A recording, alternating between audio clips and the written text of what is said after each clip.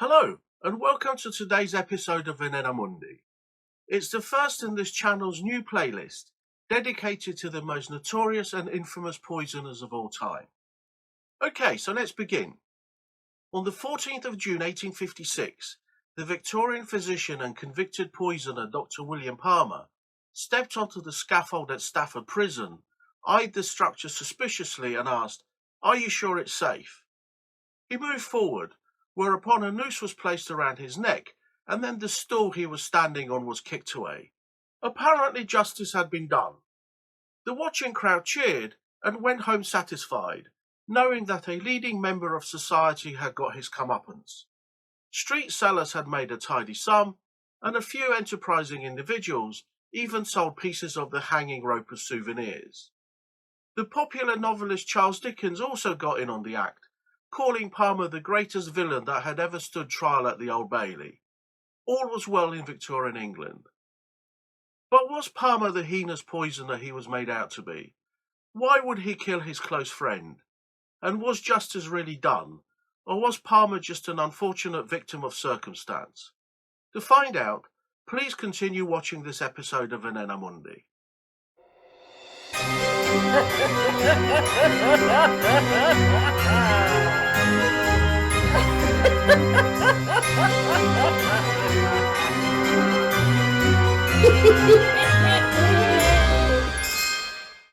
The press certainly had it in for Palmer. The newspapers labelled his trial as the trial of the century. Even many years after his death, an article in the Sheffield Independent from the 17th of September 1888 held up his case as a morality tale, warning about the grave dangers of gambling. The title says it all: The Race to Ruin, followed by the subheading, The Story of William Palmer, the Rugeley Poisoner, a medical man who, after a long career of crime, was hanged in front of Stafford Jail in the year 1856. It then goes on to describe how vice, gambling, fraud and murder were all Palmer's stepping stones to the scaffold. But who exactly was William Palmer, and what drove him to the possible murders of his close friend John Parsons Cook, and possibly several others? By all accounts, after being born on Friday the 6th of August 1824 to Sarah and Joseph Palmer, the young William had a fairly unremarkable early childhood in the quiet village of Rugeley, Staffordshire. The boy was named William and was their sixth child. At a time when child mortality was high, his parents would go on to have 8 children in total. There is a popular misconception that murderers come from homes dominated by abuse, violence, absent fathers or domineering mothers. Well, nothing could be further from the truth of Palmer. Instead, the boy grew up in a stable and loving family home, being cared for by his parents, including his father, who was also a doctor, and playing with his numerous siblings. The one possible disruption to this otherwise idyllic life was falling in a nearby canal where he nearly drowned, but was saved by a passerby. Then, at the age of 10, Palmer began his education at Rugeley Free Grammar School, and this is where he began to excel academically. But he also seemed to always be in the possession of a large amount of money. Although this was suspicious for his age, he continued to study hard, so no questions were asked. In fact, he was a model pupil and was reportedly one of the best behaved of the Palmer siblings. Unfortunately, tragedy struck the Palmer household when at the age of 12, William lost his father. With money being tight and being on her own, Sarah found it hard to cope, but instead of seeking help, she allowed the children to run wild. Not much is then known about Palmer's adolescent years until his mother helped him find a job as an apprentice wholesale chemist at Messrs, situated on Lord Street, Liverpool. Palmer enthusiastically packed his bags, and although he had never previously left his hometown, he was not nervous and was excited about moving 80 miles to the large city. However, Palmer had only worked there for a few months when events took a wrong turn. Money began to disappear from the tills of his employer. Being a cash-only business meant that money was easily available for anyone dishonest to take.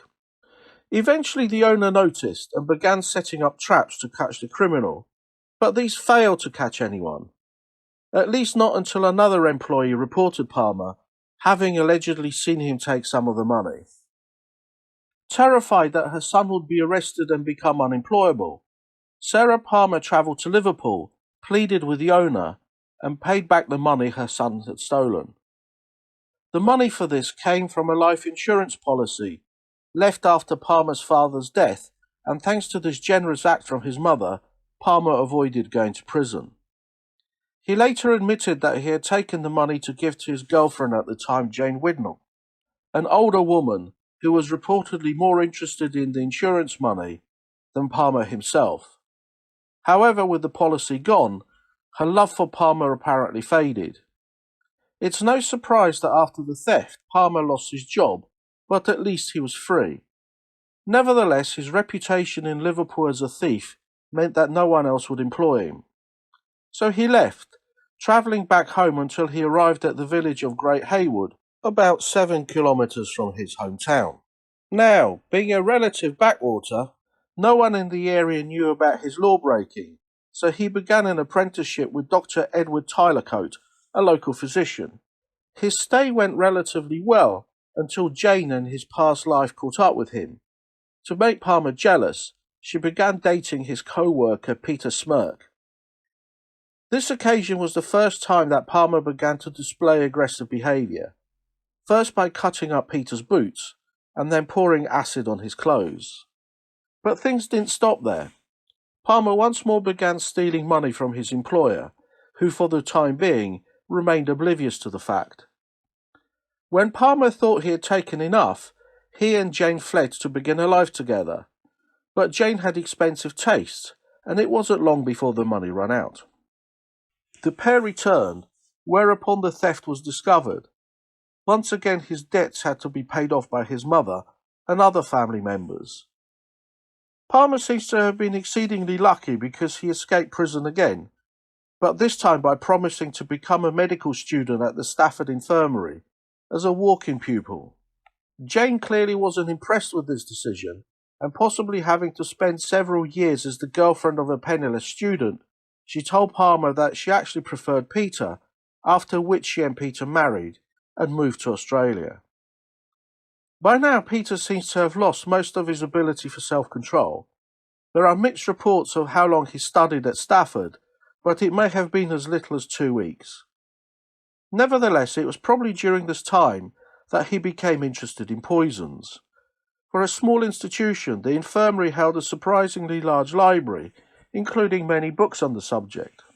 He read these with considerable interest, and even tried sneaking out drugs from the hospital, but was caught. Perhaps because of this incident, he left and travelled to London with the hopes of once again training to become a doctor. However, the move seems to have totally pushed him over the edge. Tempted by the vices of the capital city, he reportedly drank himself unconscious and spent his free time with numerous women. Worried that he would fail his studies, his mother once more stepped in, hiring a Dr. Stegall to tutor her son, offering him £100 for his services. Eventually Palmer passed his exams, but the bill remained unpaid. The tutor consequently took Sarah Palmer to court, but having spent all her money on previous rescues, she had no more to give. Meanwhile, by August 1846, at the age of 22, William Palmer eventually qualified as a physician and returned to Staffordshire, where he quickly met plumber and glazier George Abley at the Lamb and Flag public house in Little Haywood. Palmer challenged Abley to a drinking contest, which he accepted. An hour later, Abley was carried home, where he died in bed later that evening. Nothing was ever proved, but the locals claimed that Palmer had an interest in Abley's attractive wife. Nothing more came of this, but a year or so later in 1847, Palmer married Anne Thornton, the daughter of another woman called Anne Thornton. His new mother-in-law had inherited a fortune of £8,000 after her husband committed suicide in 1834. Suspiciously, she died on the 18th of January 1849, 2 weeks after coming to stay with Palmer and his wife, The local doctor recorded the death as having taken place due to apoplexy.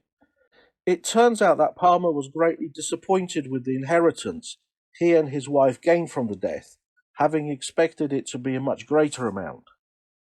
Forced to make a living, he opened his own medical practice back in Rugeley. Palmer announced he was open for business by fixing a brass plate on the outside of his new home in Market Street, a house which he rented at £25 a year. It proved an almost instant success with fellow residents of the small town and the surrounding countryside, so much so that he had to hire a full-time assistant, one Benjamin Thirlby. With a tidy amount of money and more time on his hands, Palmer's capacity for mischief lost all forms of restraint. He immediately turned to gambling and drinking. Palmer began to visit the local race meetings, placing increasingly larger bets, but failing to satisfy his rising obsession, he even moved to buying his own racehorses and stables. With it went a lavish lifestyle of drinking and other excesses. He wasn't very lucky, however, and with mounting gambling losses and the cost of his riotous lifestyle, he was soon spending far more than his income. The issue was made all the worse by the fact that he was taking less and less time treating patients, so his practice began to fail as well. Soon enough, he ended up with a large amount of debt, thereby turning to moneylenders, who were typically charging up to 60% interest. This only made the bad situation worse. One of the first such creditors to lend him money was Leonard Bladen, a man he met at the races. He lent Palmer £600, but died in agony at Palmer's house on the 10th of May 1850.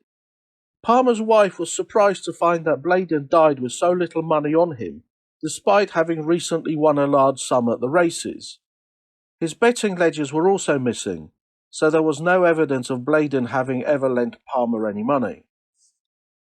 Bladen's death certificate stated that Palmer had been present at the death and certified that the cause of death was an injury to the hip and an abscess on the pelvis. No one questioned things further. Fortune then seems to have smiled upon Palmer, because his wife gave birth to 5 children in quick succession between late 1848 and 1854. However, tragedy struck almost immediately after each birth, as 4 of the 5 children died within a month or 2 of being born. Each was recorded as having died of convulsions. Only the oldest son survived. Since infant mortality was very high at the time, these deaths were not initially seen as suspicious, although later people speculated that Palmer had given them poison to avoid the expense of more mouths to feed. Then to top it all, his wife was suddenly taken ill and died in 1854, at the very young age of 27, but not before Palmer had taken out a life insurance policy with the Prince of Wales Insurance Company. She was said to have died from cholera, an epidemic of the disease which was conveniently sweeping the country at the time, so no one was suspicious about her untimely death. In any event, Palmer did not seem to be particularly upset by her demise, and saw her death as a piece of good fortune because of the £13,000 payout from the insurance company. In today's money, that's an enormous sum, equating to almost £2 million. This might have been the end of his problems, but instead it just seems to have made matters worse. He did pay off £3,500 of his £15,000 debt, but then the temptation got the better of him, and he spent the remaining £11,500 on yet more gambling and lost nearly all of it. Now we come to the crime for which he would be convicted. In November 1855, Palmer's close friend, John Parsons Cook, fell ill. They had been close friends for about 2 years and both shared a keen interest in horse racing and gambling. There were rumours that Palmer was treating Cook for syphilis for free. Meanwhile, Palmer's money problems were getting worse. Not knowing where to turn, he took out even bigger loans, this time even forging his mother's signature as a guarantor. But now, fearing that he would be caught for fraud, he started to place even bigger bets, hoping that he would win enough to pay off his ever-escalating debts. He also tried to take out life insurance on his brother Walter for the sum of £84,000. However, he could not find any company willing to insure him for such a massive sum, so Palmer returned to the Prince of Wales Company, insuring his brother's life for £14,000. Walter had an addiction to alcohol, which Palmer seemed only too happy to nurture, plying him with copious amounts of gin and brandy. Walter subsequently died on the 16th of August 1855, but the insurance company refused to pay up. Instead, they dispatched 2 inspectors to look into the circumstances surrounding the death. They found that Palmer had been attempting to take out £10,000 worth of insurance on the life of George Bate, a farmer who was briefly in his employment. Becoming even more suspicious, they told Palmer that the company would not pay out for his brother's death. Then 2 further events happened in November 1855, which may have precipitated Palmer's decision to murder Cook. First, Cook won a significant amount of £3,000 on a horse, and second, Palmer received a threatening letter from one of his several creditors in London. It said that if he didn't pay up, they would visit his mother and demand back the money. Cook had won the bet on a horse called Polestar at the Shrewsbury Handicap Stakes. At the same race meeting, Palmer had bet on a horse called the Chicken, but lost. He seems to have been particularly unlucky in his gambling career. Nevertheless, to celebrate, Cook organised a party at the Raven, a local drinking establishment. After drinking a glass of gin or brandy, however, Cook began to complain that his drink had burnt his throat. Afterwards, he was violently sick and told 2 friends that Palmer had put something in his glass, but the doctor responded by making a scene, during which he attempted to convince everyone that there was nothing wrong with Cook's drink. It was later at his trial that a woman from Manchester who had also come to the race testified seeing Palmer in the Raven's pantry pouring liquid from a small bottle into a tumbler full of gin, returning inside and handing the glass to Cook. She also recalled how when Cook drank from the glass, he shouted and leapt from his seat, complaining that the contents had burnt his throat and claiming that his drink had been drugged. 2 days later, Cook began to recover and met Palmer for another drink. Yet again he soon found himself feeling sick and retired back to his room. On this night, Palmer decided to take responsibility for his friend and attended to him when he was sick. Hearing that his client was ill, Cook's solicitor sent over a bottle of gin, which he gave to Palmer. The following day, a housemaid reported tasting some of the unfinished gin and also fell ill. Cook was subsequently given the rest of the bottle, after which his vomiting became worse than ever. Because his friend could not leave the house, Palmer offered to go out and collect Cook's winnings, bringing back £1,200. Palmer then purchased 3 grains of strychnine, about 0.2 of a gram, which he made up into pills. In those days, the toxic substance was sometimes used as a stimulant, so nothing in this act caused any suspicion. He next gave these to Cook, saying that they would settle his stomach. Another local doctor, the venerable 82-year-old Dr. Bamford, also attended Cook and reportedly gave him a draught of opium and maybe also some ammonia pills. The details of this aren't clear. In any event, 2 days later, on the 21st of November, Cook died in agony at about 1 o'clock in the morning, screaming that he was suffocating and convulsing until the end. Cook's family were informed of his agonizing death in the morning, whereupon they decided that Cook's stepfather, William Stevens, would travel from London to settle the dead man's affairs and organise a funeral. However, on arriving, Stevens met Palmer and instantly disliked him. He openly blamed the physician for Cook's gambling addiction and was irritated by Palmer's bearing and attitude. Stevens was further annoyed when he found out that Palmer had already ordered Cook's coffin without consulting with him or the rest of the family. Stevens next asked Palmer about Cook's finances, to which Palmer replied that Cook owed £4,000 in gambling debts.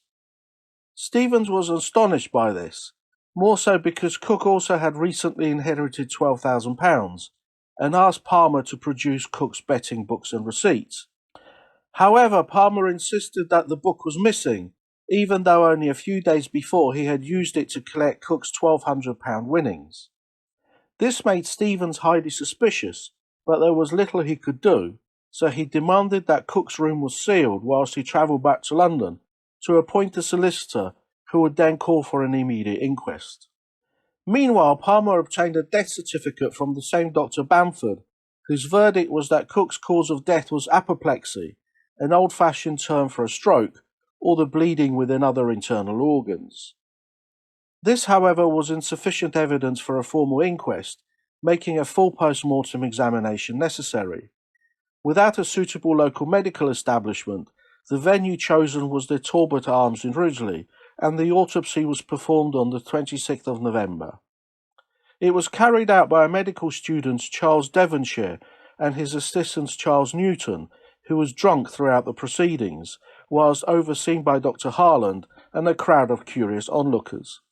Later, in order to dissociate itself from these events, the inn was renamed the Shrewsbury Arms, and today it stands as the Shrew. Palmer was present throughout, interfering with the procedure at every opportunity. Allegedly, he barged into the drunk Newton from behind, so that most of Cook's stomach contents were spilled on the floor. Those remaining were placed in a jar, whereupon Palmer apparently tried to bribe the boy holding it to accidentally drop the jar and smash it. When this failed, the jar disappeared. Palmer eventually admitted to moving it out of the way for safekeeping. It is highly likely that he had tampered with the contents before they were eventually sent to the eminent toxicologist, Dr. Alfred Swain Taylor in London, for chemical analysis, who then complained that it was of such poor quality that it was impossible to do anything with it. Meanwhile, the shambolic post-mortem concluded that Cook had indeed died of apoplexy, but then Taylor demanded fresh samples, so a second post-mortem had to be carried out on the 29th of November. At this point, Palmer paid the local postmaster Samuel Cheshire to intercept any letters sent to and from the coroner.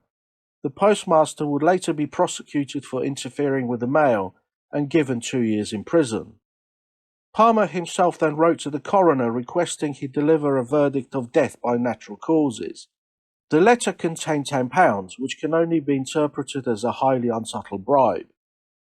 Meanwhile, in London, Taylor, having now analysed the second set of samples, found no trace of poison, but still stated his belief that Cook had been poisoned.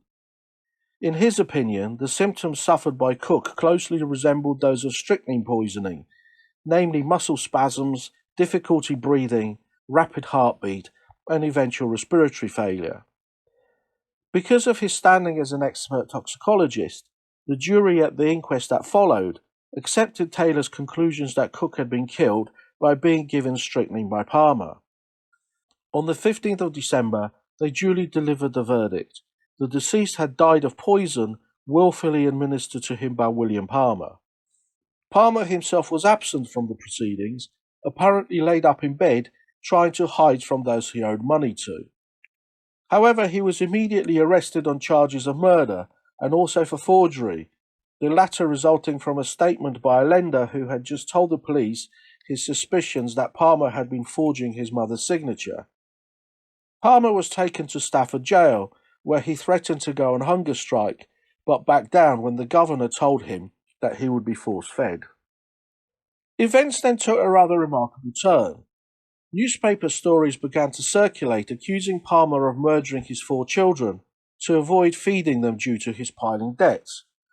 This formed the opinion that he would not get a fair local trial due to the fact that everyone serving on the jury would have heard these accusations and be revulsed by the heinous crime. Others would cynically say that Palmer was a popular figure in Rugeley and would not have been found guilty by a Staffordshire jury.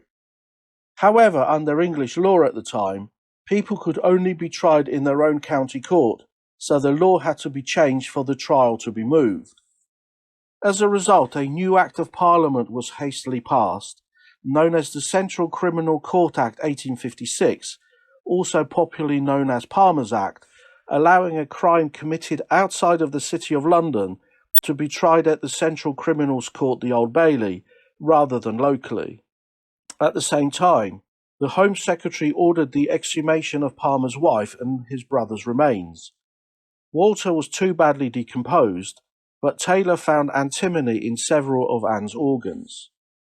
The trial began on the 14th of May 1856, starting on the back foot, because the defending barrister was severely reprimanded by the Chief Judge, the Lord Chief Justice John Campbell, for telling the jury right from the start and against all legal convention that he personally believed Palmer to be innocent.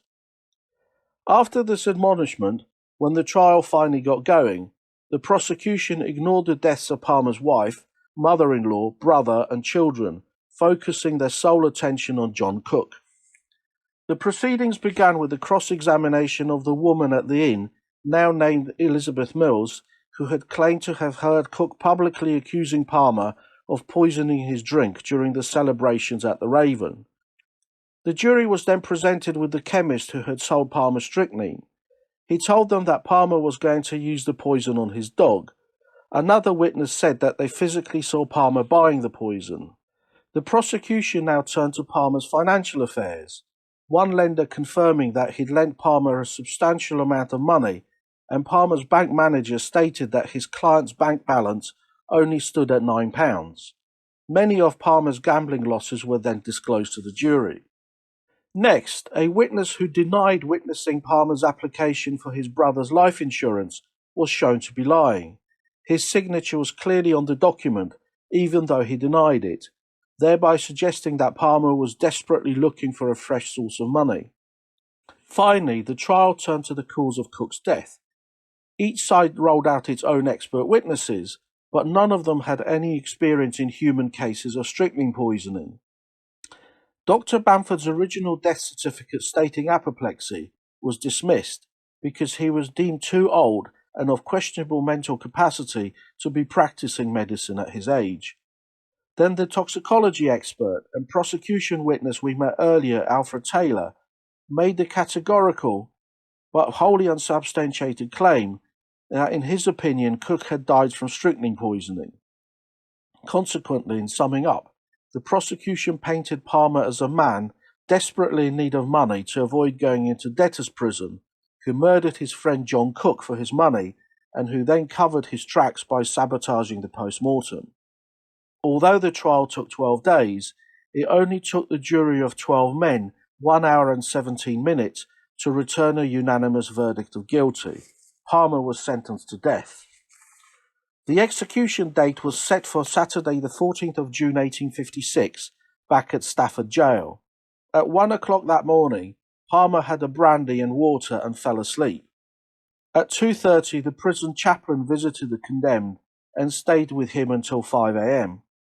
At 7:30, Palmer was given another brandy and a cup of tea.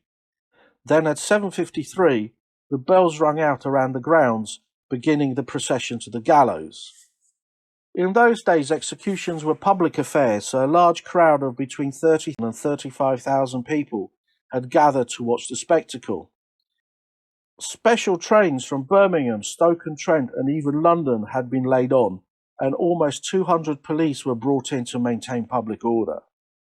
As Palmer was led out, cries of "murderer," "poisoner" and "hats off" rung out throughout the grounds, yet Palmer remained calm and oblivious, observing not to step in the muddy puddles as he walked through the torrential rain. Palmer made no death speech, which infuriated the crowd, and shortly after he fell to his death. He hung motionless for an hour before being cut from the rope, stripped and buried in a sack within the prison grounds. After he was hanged, his mother is said to have lamented, "They have hanged my saintly Billy." So, was Palmer guilty of poisoning John Cook or not? On balance, probably yes. He certainly had the motive, the knowledge, and the means by which to carry out the crime. Specifically, there is solid evidence to show that he had purchased strychnine from at least 2 chemist shops in Rugeley. Although not available at the time, a prescription for opium written in Palmer's hand was discovered in the 1940s, on the reverse of which was a chemist's bill for 10p worth of strychnine and opium, so Palmer was certainly prescribing strychnine in his medical practice. However, by itself this is not conclusive, since strychnine was widely available at the time and was used in small doses for a wide range of ailments including cardiac, respiratory and digestive illnesses. Therefore giving some to help Cook with his symptoms would have not raised too many eyebrows. What mattered more was that Palmer definitely had a motive arising from his spiraling gambling debts and his ridiculously cack-handed attempts to interfere with the post-mortem and to openly bribe the coroner. This either means that he was truly guilty or he was just totally stupid or inept.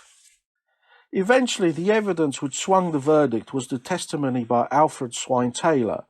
Although he never found a trace of strychnine or any other poison in Cook's samples, his standing as the country's leading toxicologist convinced the jury of Palmer's guilt.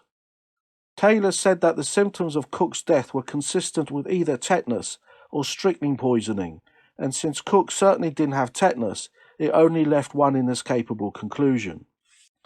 It is, however, doubtful whether Taylor had actually ever seen a case of human strychnine poisoning firsthand, so his assertion was wholly speculative. Nor had he seen Cook's symptoms in the throes of death. The same is true of other experts, for or against Palmer. As such, expert opinions like this would certainly not stand up in a modern court, where the bar for admissible evidence is set very much higher. Consequently, a modern court would have found Palmer not guilty, assuming that the case had got this far in the first place. Moreover, without physical evidence, the rest of the case against Palmer was mostly circumstantial. Even though he had a motive and means, this would also have failed to produce a modern conviction. Nevertheless, Taylor's speculation prevailed and Palmer was found guilty. It has also been said that the judge's summing up was prejudicial, leading the jury to give a guilty verdict, and that the case had a political motive, a claim supported by the move from Stafford to London. During the 1850s, the country was experiencing a wave of severe social unrest, and its political leaders were looking for a distraction for the masses. What better than a sensationalist trial to capture their attention? A trial in a small provincial town would go unnoticed, but a show trial in the capital would create the necessary spectacle, and Palmer, a member of the widely disliked upper classes, would make a perfect scapegoat. But what if Palmer was truly not guilty? If that's the case, then the coincidence of deaths that followed him is extraordinary. Could it really be true that his wife, brother, mother-in-law, 4 children and several others all died, and he had nothing to do with any of them? Indeed, it's hard to believe that he was innocent. As for Palmer himself, even after his conviction, he never confessed to the crime or any of these other deaths. He went to the gallows protesting his innocence, saying, "I'm innocent of poisoning Cook by strychnine," a rather enigmatic denial that, coupled with questionable forensic evidence, has created an enduring mystery. Okay, so we've reached the end of this episode. Thank you for watching. If you like the content, please give it a thumbs up and use the comments below to say what you think or what you'd like to see in the future. In the next episode in this playlist, we'll examine the story of the crocodile poisoner, Dr. Edward William Pritchard. In the meantime, please don't forget to subscribe so that I don't get lonely, and please click on the notification bell to make sure that you don't miss the next episode. Bye for now, and see you next time.